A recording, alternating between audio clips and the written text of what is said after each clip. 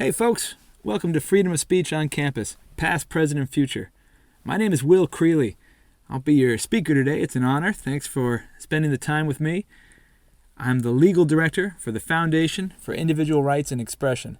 Until very recently, the Foundation for Individual Rights and Expression was the Foundation for Individual Rights in Education.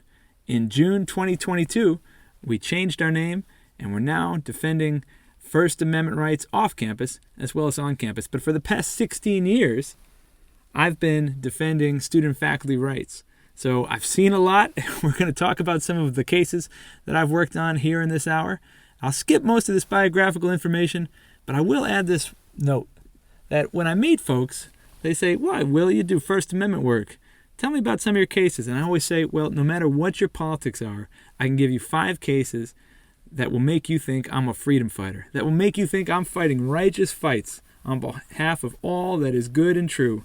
But the First Amendment being what it is, and FIRE being a proudly nonpartisan organization, I can also give you 5 cases that I've worked on that will make you think that I am seriously misguided and that I am defending folks who do not have this country's best interest at heart.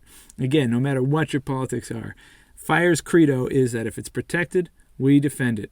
Unapologetically, fearlessly, that's the job. That's what the First Amendment requires. It's viewpoint neutrality. That is nonpartisanship, and we are proud of it. FIRE is dedicated to defending and sustaining freedom of expression. As I say, for the past 16 years, we focused on our nation's colleges and universities. We're going to keep doing that because we think it's particularly important to protect free expression on campus. As we'll talk about later, the Supreme Court has called our campuses uniquely and peculiarly the marketplace of ideas. So free speech is very important on campus. We'll talk about why. We also do other free speech related work or First Amendment related work, freedom of the press, freedom of conscience, religious liberty, legal equality, and we also do due process work. We're headquartered in Philadelphia. That's where I'm located. We also have an office in our nation's capital. So how do we do the work we do? Well, we defend students and faculty whose rights have been violated.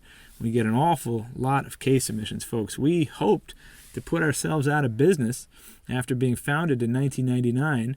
FIRE's co-founders, Professor Alan Charles Kors of the University of Pennsylvania and criminal defense attorney and civil libertarian Harvey Silverglate, they thought the problem would be solved in about 5 years.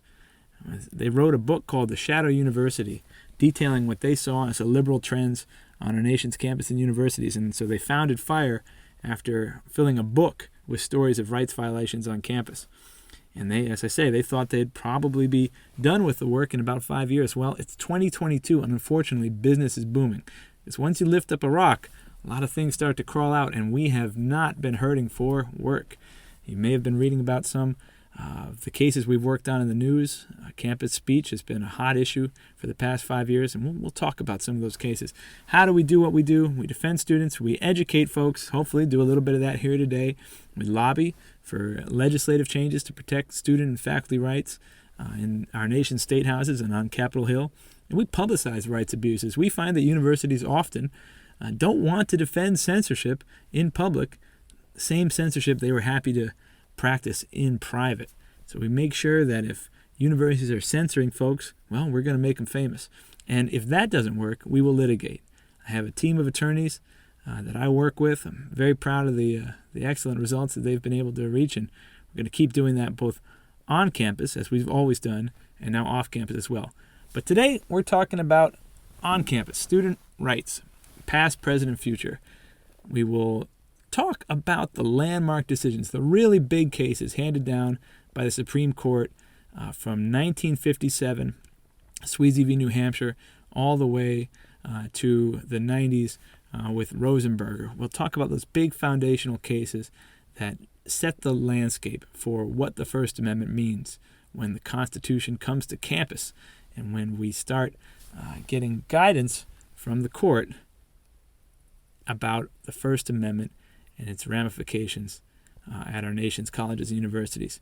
We'll also take a little bit of a look at more recent cases from the past 10, 15, 20 years to give you a sense of how those foundational cases have impacted courts and how they've guided courts handling student First Amendment rights in the years since.